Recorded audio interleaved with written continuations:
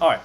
So today we're going to go through and talk about some kind of generic, archetypical, whatever, however you want to say it, policy alternatives, right? So different tools uh, in the toolbox that people generally can use to address social problems.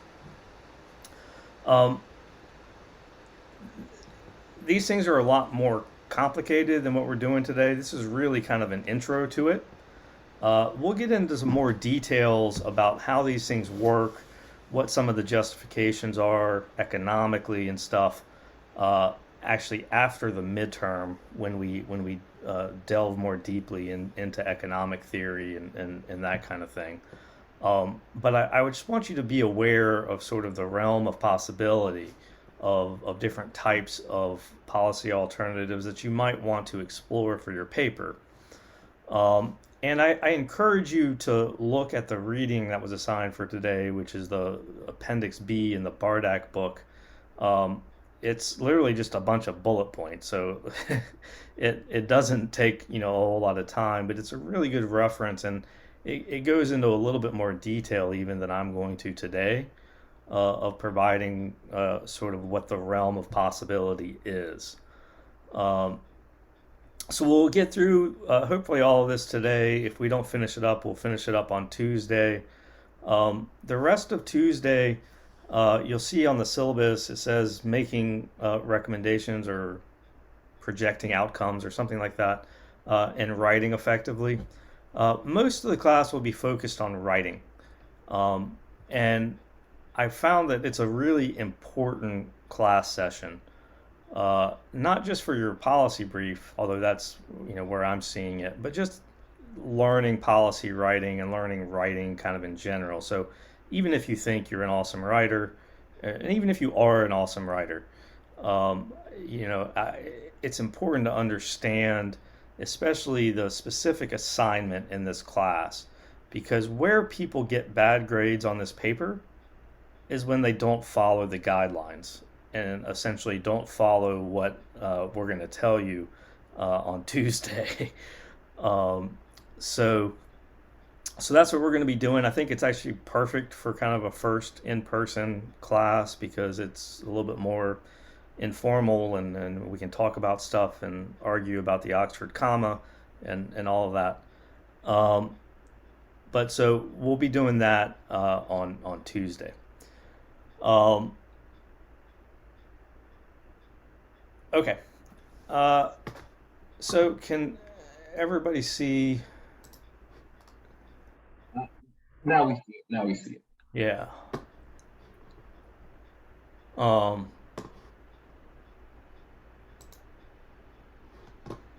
I'm sorry. I'm just trying to move things around here. All right. So just as a reminder, um, that all of these tools that we're about to talk about are really supposedly aimed at in some way improving uh, human beings' welfare, and in particular the welfare of people in the United States and various states and cities and that kind of thing. Um, Always good to keep in the back of your mind that when we're using the word better, okay, um, politics is going to define what is better in terms of what the goal is. Um, but policy and policy analysis is really about getting at what the right tool is uh, to maximize the achievement of making things better. And so, oftentimes I'll use the word, best in relationship to a policy tool, you know, that this is sort of the best way to do this.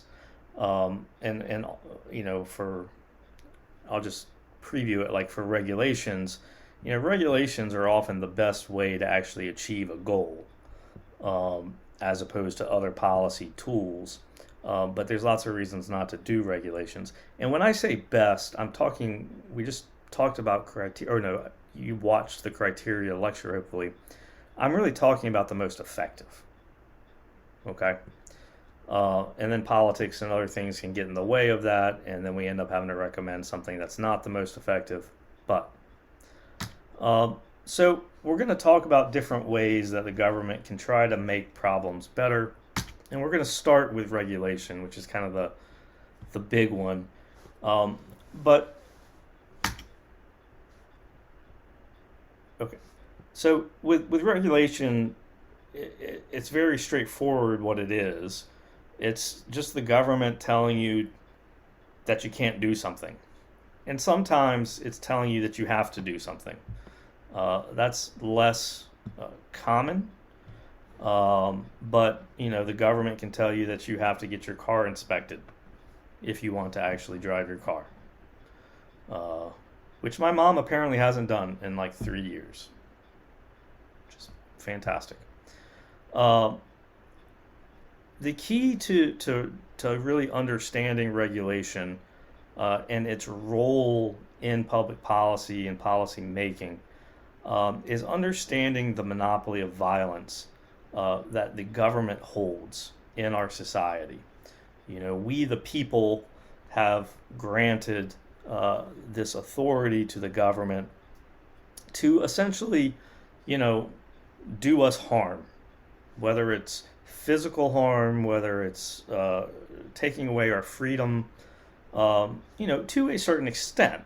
There are limitations on their monopoly, but they are the only entity. That's the key to the word monopoly here. If you're the only entity that has the ability to force us to do stuff, uh, or we go to jail, or something like that. And regulation is just directly saying that you will do this, or you're going to have to pay a bunch of money. Um, Now, because it is so direct, and because it is based on this notion of potential violence, regulation is not super popular in the United States, um, especially when you compare it to other countries, because of our sort of cultural distrust of big government. Regulation is often seen as kind of a last resort when it comes to policy. We prefer policies that are based in some way on markets. Now, that is more true for people who are more ideologically conservative than for people who are more ideologically liberal, at least in terms of economic matters. Um, but I think it's true to say that there is a distrust of government and that regulations should be pursued with a recognition of that. You know, um, that being said, we have a ton of regulations, um, and any kind of criminal law, even things that aren't really crimes like parking tickets. That's something that, as UNC students, you're probably very familiar with. Um, I used to be on the parking appeals committee. That was fun. Uh, Other things, I could pick just about anything. I happen to just be interested in cafe standards, um, which stands for it has nothing to do with coffee. Um, and really, there's no reason for the accent on the E, or if there isn't, maybe that's my computer. Um, it stands for corporate average fuel economy. And this is the minimum miles per gallon that cars manufactured and sold in the United States have to meet. And, I pointed out because it's an interesting example of politics and policy. Um, so the cafe standard for cars and light trucks, I can't remember what it is totally right now, but it's somewhere I think around 22 miles per gallon. Somebody can probably look that up. Um, and it was that for a long time. The Obama administration actually put new regulations in place in their last year that was going to bump it up to something like 45 or 50 miles per gallon. So a substantial bump, right? Uh, and it was one of the first things that the Trump administration then reversed. Um, and I find it interesting from a policy and politics point of view um, because clearly more fuel efficient vehicles are helpful in lots of ways, and not just in terms of greenhouse gas emissions, but just in terms of individual costs and how much gas you have to buy and all of that kind of thing. And there's absolutely no reason that we can't be at 45 or 50 or even 55 miles per gallon. The technology has existed for decades, and it's not prohibitively expensive. Um, it's purely politics that result in us having a low standard and seeing that change under the Trump administration. Um, it'd be interesting to see if the Biden administration does anything with it. Um, I don't really expect it, um, but um, and then look at COVID and masks and various mandates. Um, you know, so answer me this question real quick. I can see on the bottom left corner myself and one other person. Is that what y'all see? Or you can do it however you want, right? So if I change this, I want to see more people. Can you still see the PowerPoint? Interesting. Okay. Um, okay. So, interesting recent example, right? Somebody apparently dined indoors somewhere uh, in violation of a vaccine mandate. Anybody know who that was?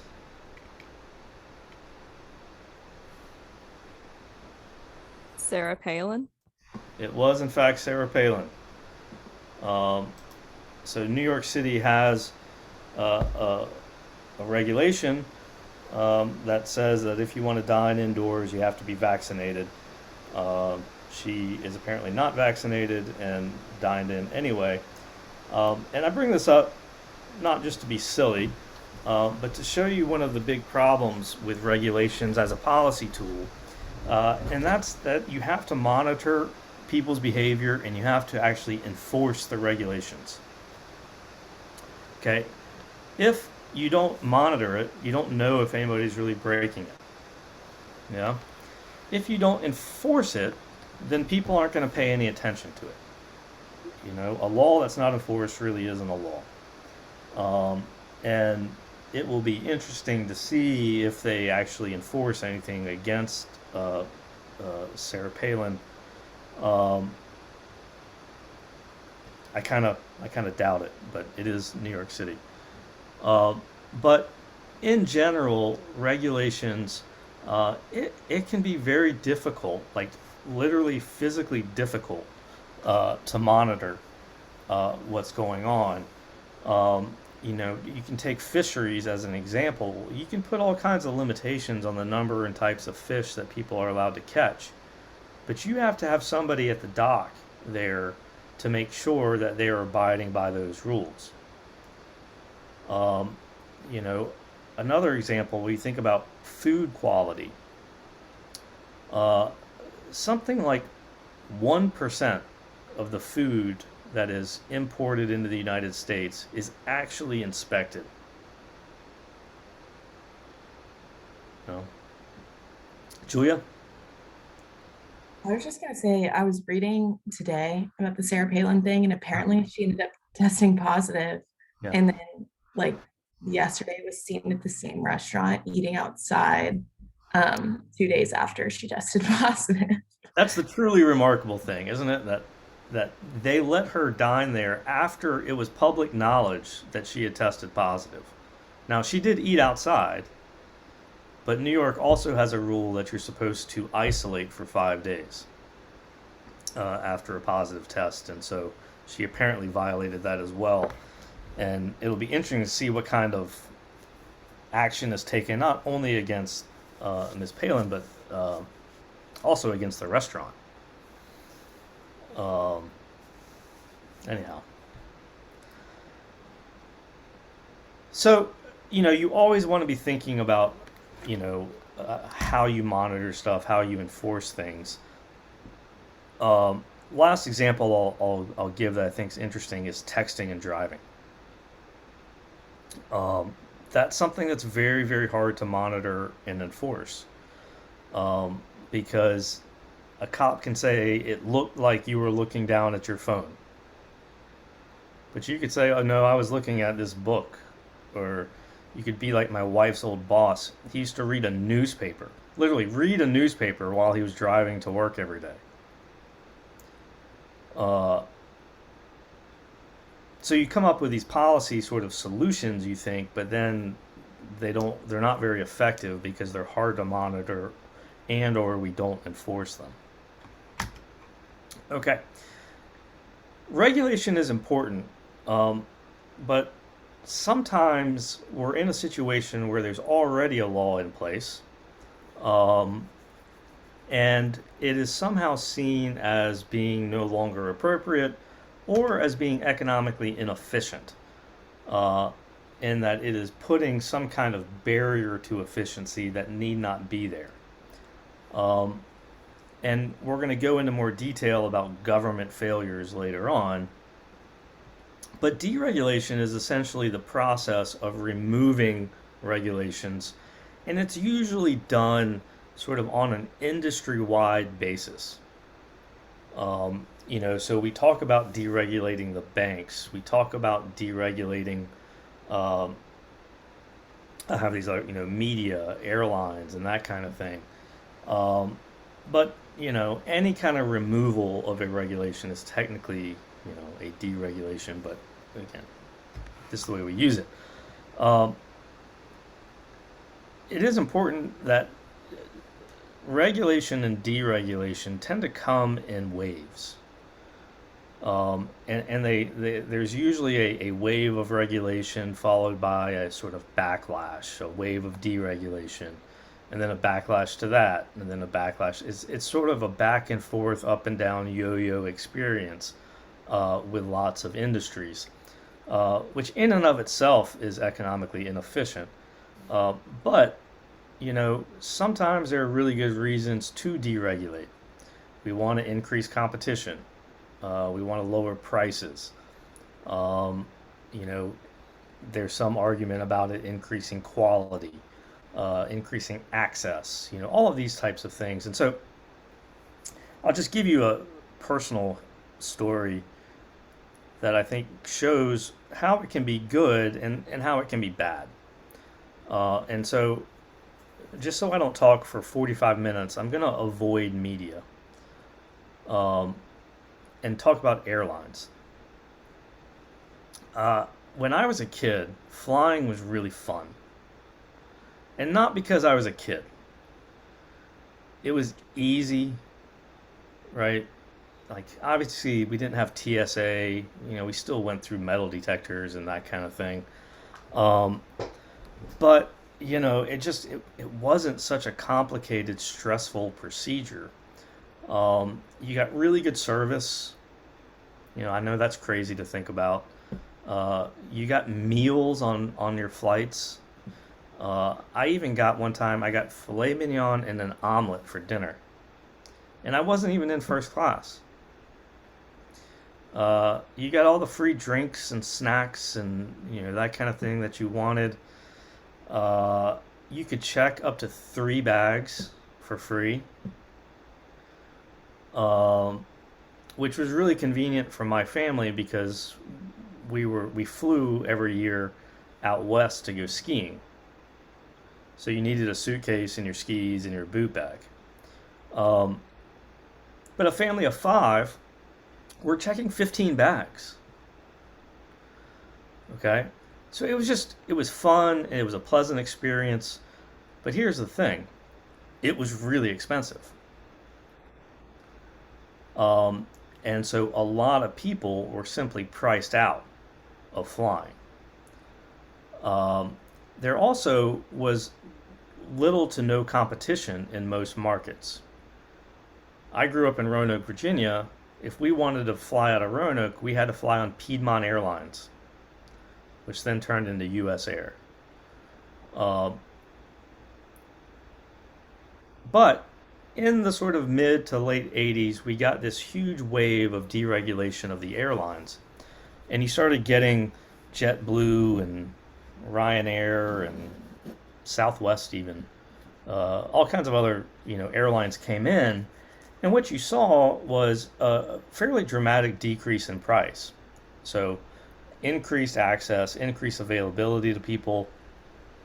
You saw a decrease in the quality of service, especially customer service. You saw decreases in the amenities that they provided. They started this whole sort of price war, which then resulted in having to pay for every checked bag, having to pay for most snacks, and that kind of thing. And it just became a much less pleasant experience, but one available to more people. Right? So there's good and bad things.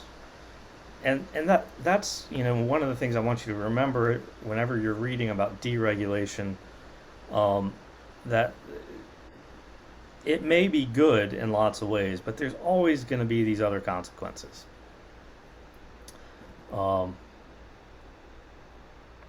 Okay.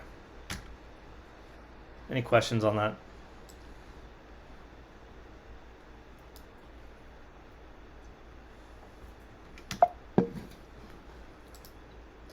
Okay, let's move on to a big one, taxes. Um,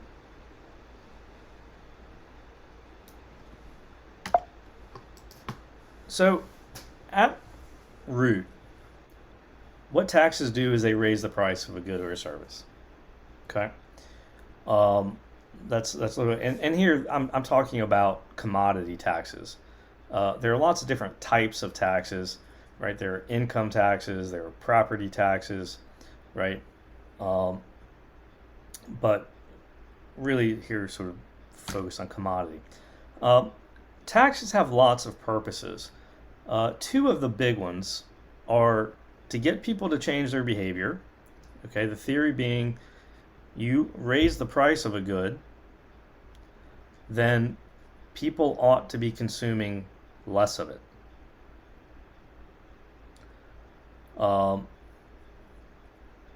So there's an incentive effect. The other thing is to get revenue for the government.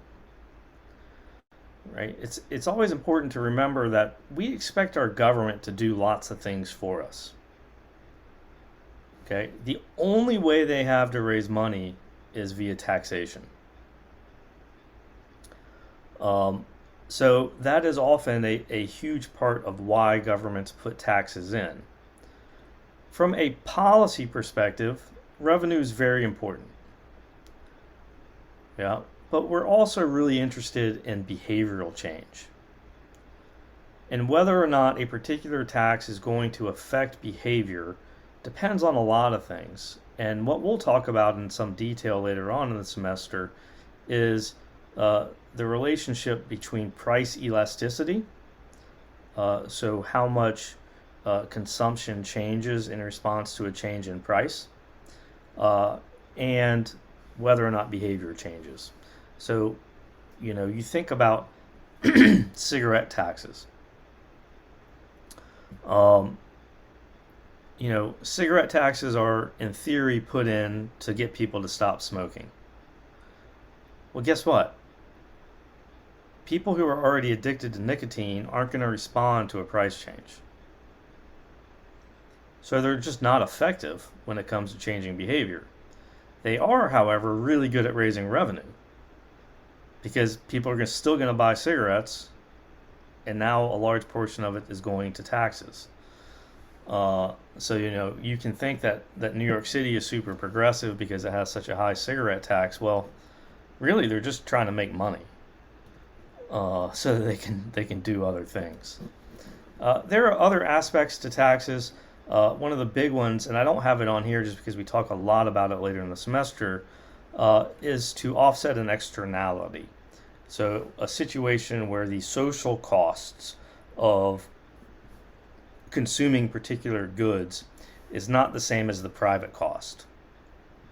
There is an additional social cost involved that isn't taken account of, and so you put a tax in there to actually make the market more efficient, okay, to get it closer to equilibrium.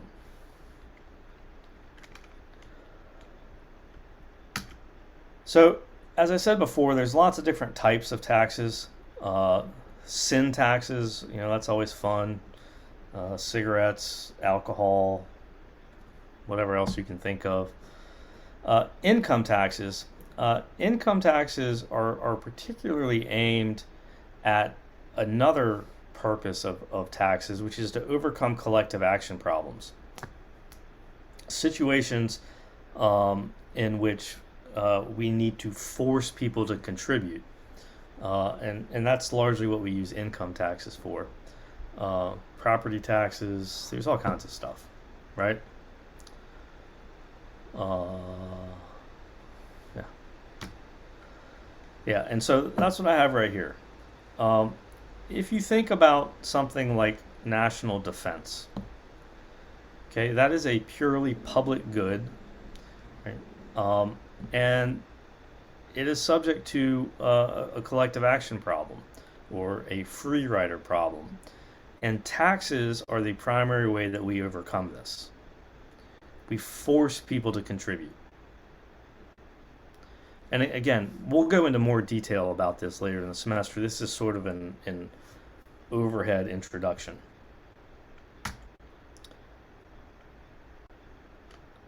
All right, so you've got taxes, where the government's making us pay money, and then you've got programs where the government actually gives us money to do certain things. And subsidies and grants are two of these. Subsidies, typically are given to encourage a specific behavior, right? Like to install solar panels on your house, to buy a Prius or a Nissan Leaf or whatever. And typically what happens is you have to engage in the activity and then they give you money. Grants, on the other hand, they give you the money and hope that you'll do something good with it. So like Pell Grants and other things like that. It is vital to remember that in order to do subsidies and grants, we have to have money. So there is a relationship between our ability to use subsidies to encourage specific behavior with whether or not we are taxing people to discourage other behavior and to raise revenue. Subsidies also can be just as inefficient as taxes, meaning they can have negative market outcomes if the subsidies aren't needed, right? So if you provide a subsidy and not enough people use it, or people are going to engage in that behavior anyway, that it actually makes it inefficient. Grants and sometimes subsidies are often used between levels of government in our federal system. So the federal government will give a grant to states to administer and implement the Medicaid program. Yeah, the federal government doesn't do anything with Medicaid except give states money and regulate it to a certain extent. So you'll see that, but oftentimes it'll be government to individual or government to industry. is another commonly used subsidy mechanism. Um, so again, there's lots of different examples, um, and it's important to understand in all of these what the purpose is. What is the behavior that we're trying to encourage? Okay.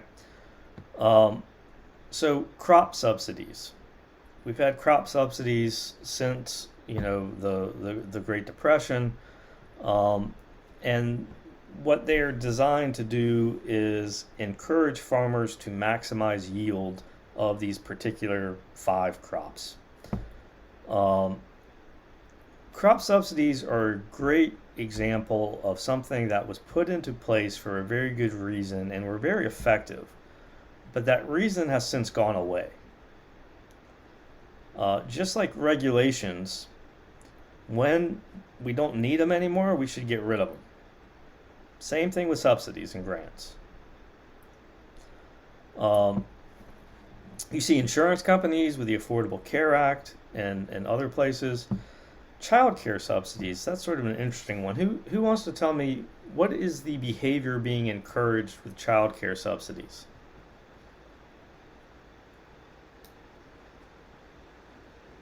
Participation in the workforce. Very good. Yeah, definitely. It's really trying to make sure that the parents can work. And in particular, it's looking at women and single moms, in particular.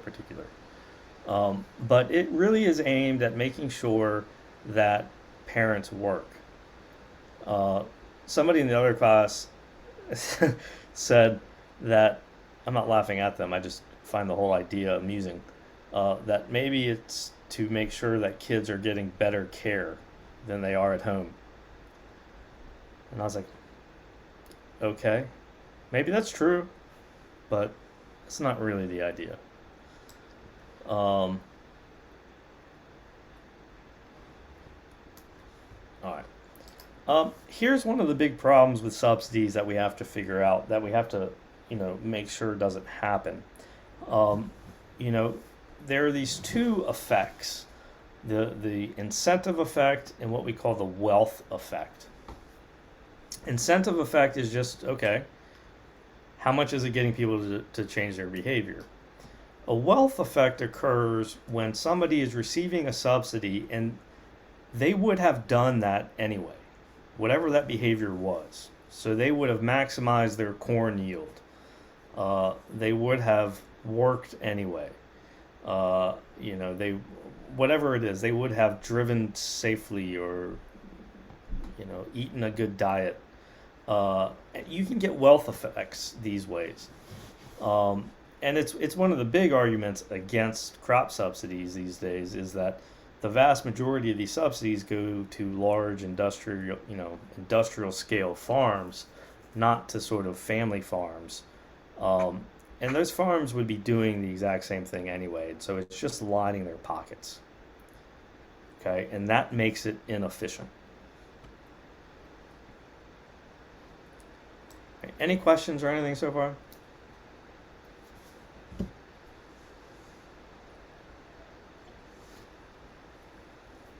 Anybody have any random facts they want to discuss today?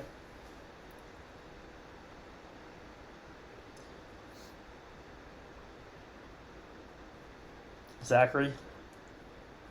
I've always got something to say. I know, man. That's great. Professor, have you heard of an app called Be Real? No. I think you should look into it. It's a very fun app. All the hip young kids are using it. Be real? Yep, BE and then Real, REAL. Okay. Yeah. You just it gives you a notification at a random point in the day telling you to take a picture. And so you just take a picture of what you're doing. And then it takes a selfie of you, and you can like make your friend group as big or as small as you want it to be, and you just get to keep up with what everyone in your friend group is doing.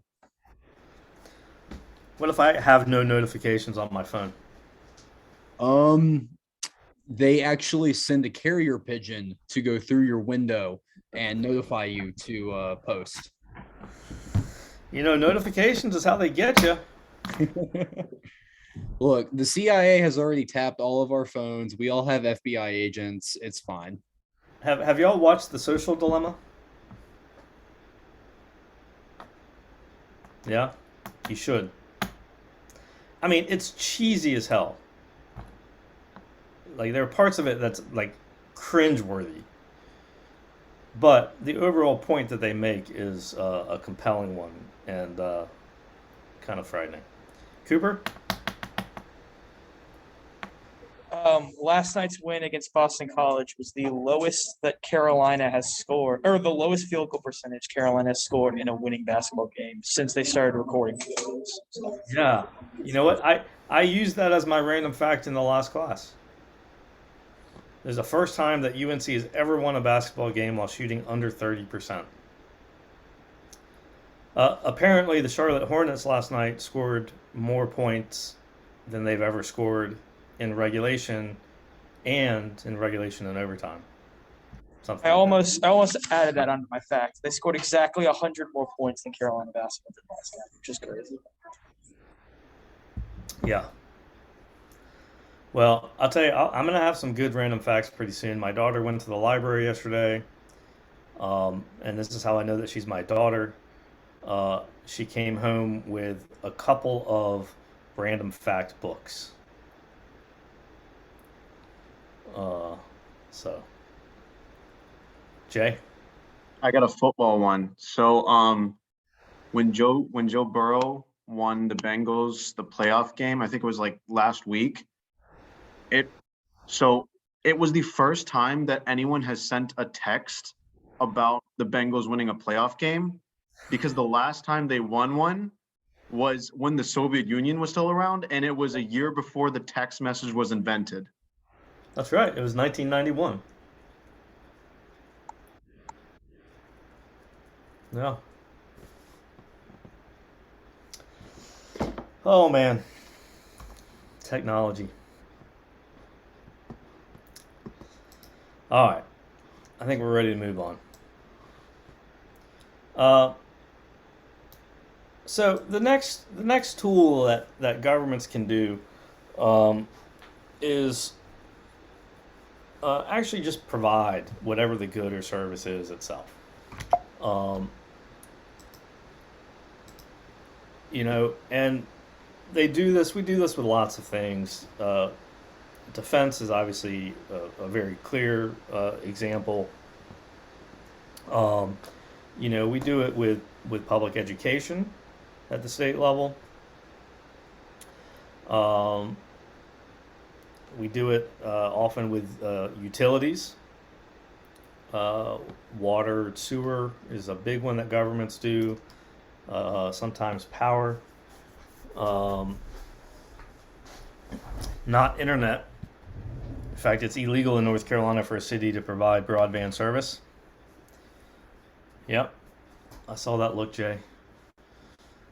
I will say, however, that remember when I was talking about monitoring and enforcing? So if you don't enforce something, it's not really a law. Well, Rocky Mount has its own broadband network, and nobody's done anything about it. So there you go. We're going to get into this in more detail later on in the semester, but it's important to understand the difference between a public good and a private good in economic terms.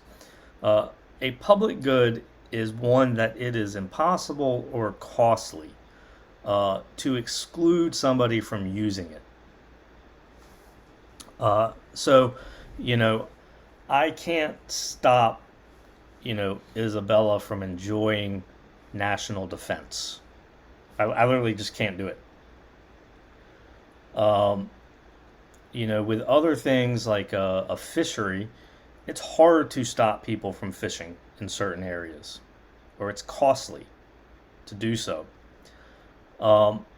So that makes it a public good. And the issue with public goods is that there really isn't an incentive for private parties to provide them. because they can't be guaranteed any kind of profit or any kind of real return on investment. So, in order to provide these goods, the government needs money. So this is relating back to taxes and the need for some kind of taxation to be able to do things like have a good military. One of the things I want you to always critically examine is the link between how the money is raised and how it's being spent. Okay, so this link between the good provided and how it is actually funded is important, because if the link is bad, there are going to be some problems potentially with the actual service, which is bad from a policy point of view. So just a couple of examples. Schools to a decent extent are funded by local and state property taxes. The idea behind this, right, is that the people who live in the area of that school are paying for that school. So the kids who are going there, their parents are paying for it. Yeah. The problem with that is you're going to get, because of residential segregation, you're going to get places that have a lot of money and places that have no money for schools. And so you get these huge inequalities, inequities in school funding, school resources, and then educational outcomes.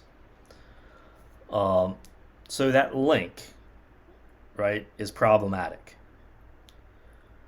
If you look at Social Security and the way that works, my mom is on Social Security, right? So she gets a check every month.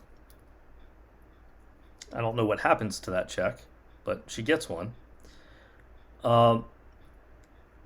That money is coming from you, from those of you who have a job. When you pay Social Security tax, I think it's 12.5% or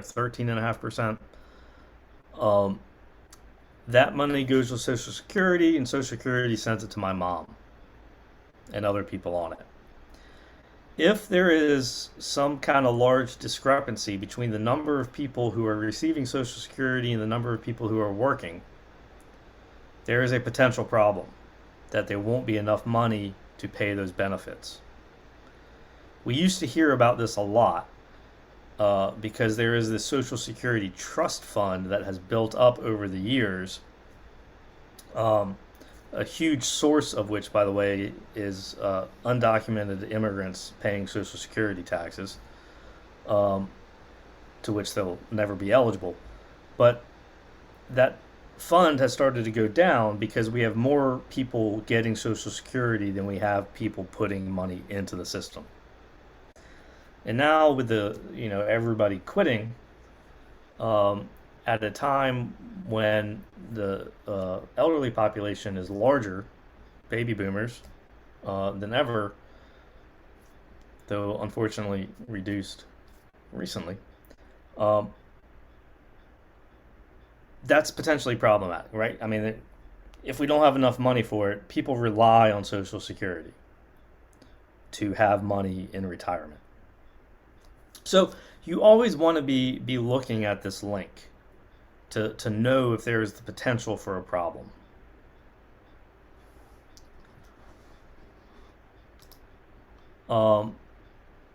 Okay, just like with regulation, you get an opposite here, which is privatization. And it's very easy. It's taking something the government that the government provides and giving it to a private entity to let them do it. You've seen this historically with some utilities where a town will say provide electricity for 50 years and then they'll give it over to a private company. You've actually seen in the last decade or so that reversed, and seeing more towns and municipalities taking over electricity provision. There's always talk about privatizing Social Security. Um, you know, and you know, again, you want to look at the link between the funding and the good. If you privatize Social Security, meaning I pay into some kind of retirement account and then I get it back when I retire, that's one variation of privatizing. Well, that might be fine. Well, it's not fine for me. It might be fine for people who make a lot of money, uh, but is not going to be good for people who don't. Yeah. Um, so. Okay. There are very, very good arguments that in certain situations, government provision is simply inefficient. There's a lack of incentives in public sector work. There's all kinds of reasons why it might be inefficient for the government to be the sole provider, the monopoly, if you will, in providing certain goods and services. And so the natural corollary to that is, well, the government can use its monopoly on violence to get money and then pay a private party to actually provide the service. And that's exactly what government financing is. It is taking advantage of some of the competitive aspects of the marketplace. You have various firms bidding on contracts with the government awarding a contract theoretically to the one who's going to be able to do the best quality work at the lowest price. So it's essentially trying to get a best of both worlds outcome, right? There are lots of things that we historically finance in the U.S. Roads and other infrastructure, classic example. When there's construction on I-40, those generally aren't government workers out there. They work for private companies. School vouchers is one that I think is interesting. What school vouchers are is essentially the government financing private education, because parents get money from the government. They use that money to pay the tuition at a private school. Now, the reasoning and the arguments behind school vouchers are often much less about efficiency than they are about equity, especially in situations where there just aren't good public schools. But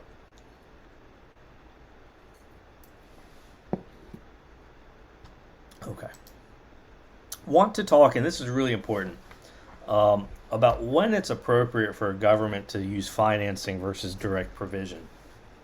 Because, we want these goods and services provided, but, we want them provided at a decent quality, and not a super high price and all of this kind of thing. So there's two criteria that generally have to be met here. The first one is that whatever the job is, it is clearly defined. Yeah. Widen I-40 by 2 lanes. Build that bridge. Install underground power cables. Whatever. And that the quality of the work is fairly easily observed and measured. Like, we can know if they're doing a good job. Right? If we don't know that they're doing a good job, if we can't tell, then there are incentives for them to just do things super cheaply. Yeah, and things might break.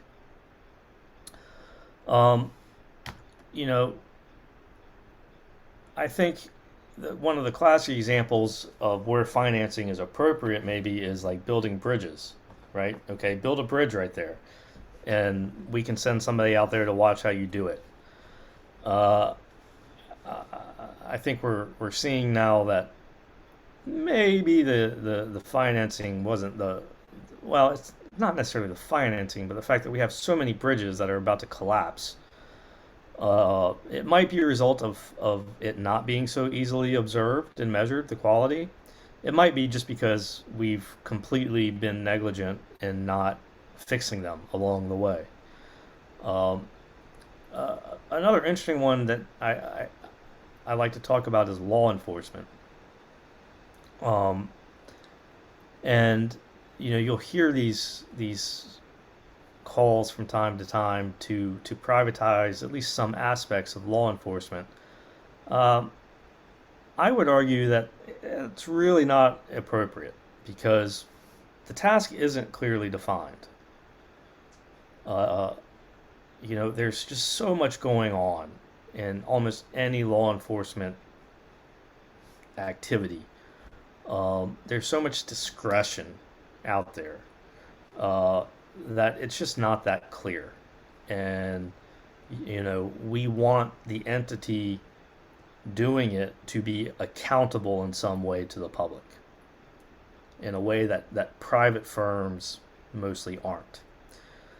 And then even, with body cameras and dash cams and everybody with their cell phones taking videos, it's still not that easy to measure the quality of what's going on. And that's with the government actually providing law enforcement and being subject to various laws requiring dash cams and all of this stuff. And, you know, uh, any kind of private entity, uh, it would be really tough. And if you want evidence of how this might play out, just, look at Blackwater in Iraq. Um, when we try to privatize some of our military and often military policing when we were over there.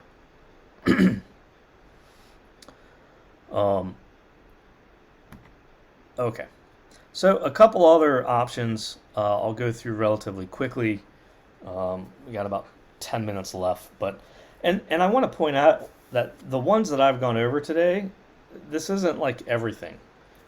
You really check out Appendix B and Bardak because he goes through some other things that I'm not talking about that could also be important in terms of broader sort of management of the economic infrastructure, looking at bureaucratic changes, and those types of things.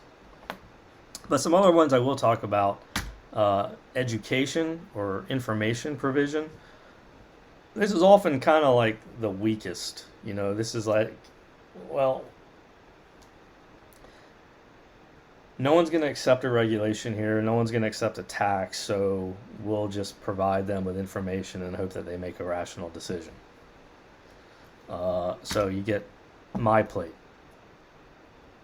Yeah. Which is a great example, again, of policy and politics, because why on earth is there this right here? There's no reason for dairy to be a part of your plate, just so you know. I love dairy. Cheese is my favorite food. I eat it on almost everything, which I should not, but I blame my plate because it tells me to.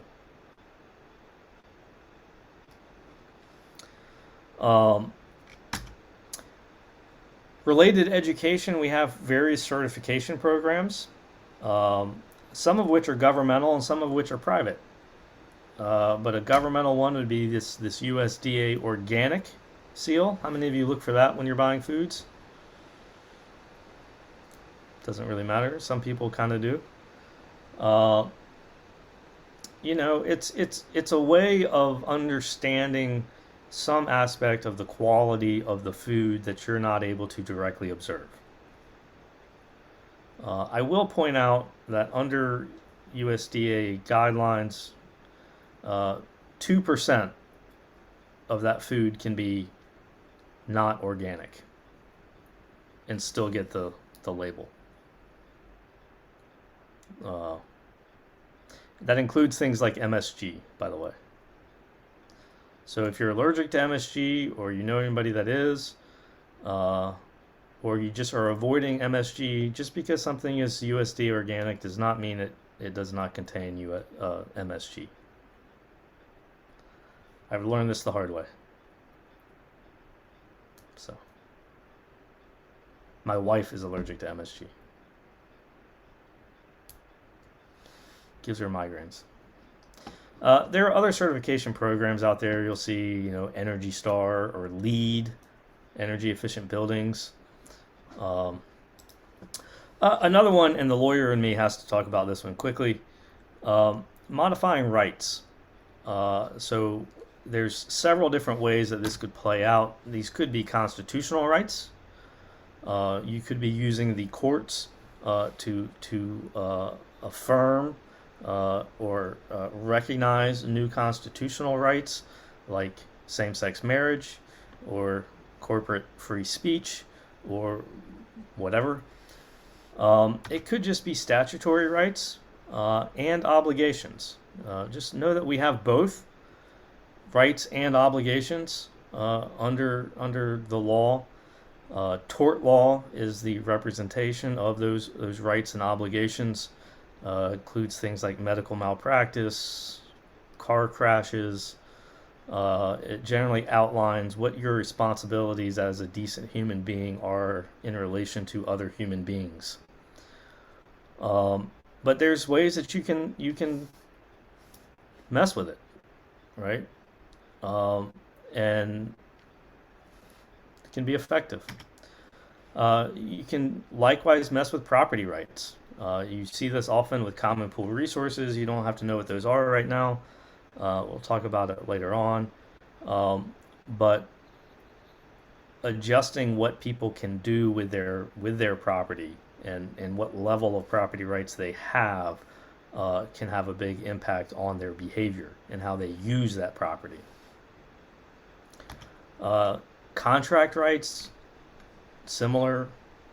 We can, to a certain extent, there's a specific provision in the Constitution dealing with contract rights, but we can, for example, prohibit minors from entering into legally binding contracts and other stuff, and etc. Isn't that helpful? Yeah.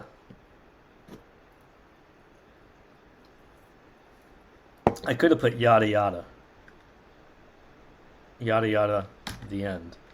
But the last thing I'll say is remember that these are kind of like archetypes.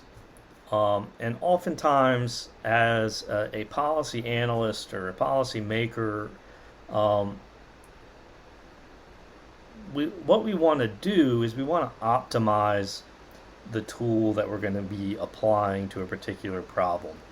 And that often involves combining different aspects of these archetypes.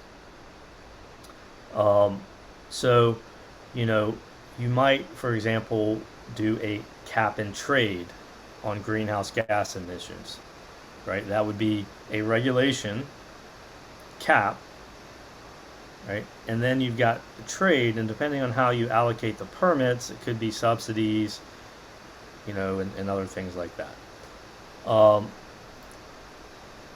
It's really important to understand that there isn't a best policy tool, like an overarching best policy tool.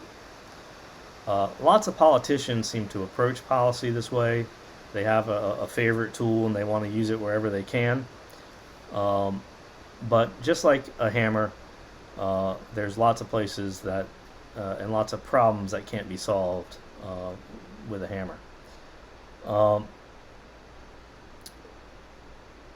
So yeah, that's what I got.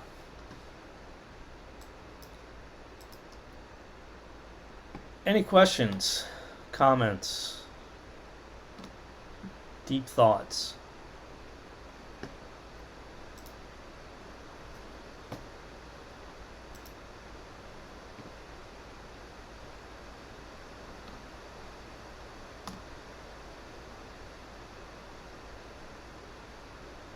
Nothing?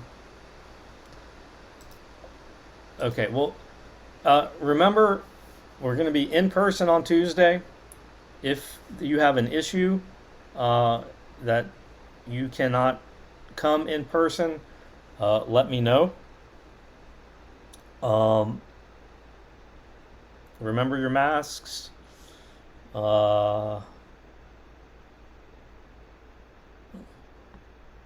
all I got. My brain is officially done.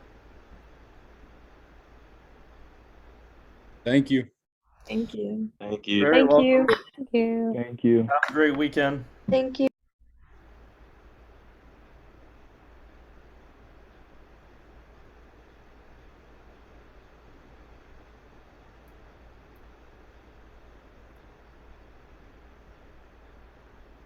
Oh, let me stop the recording.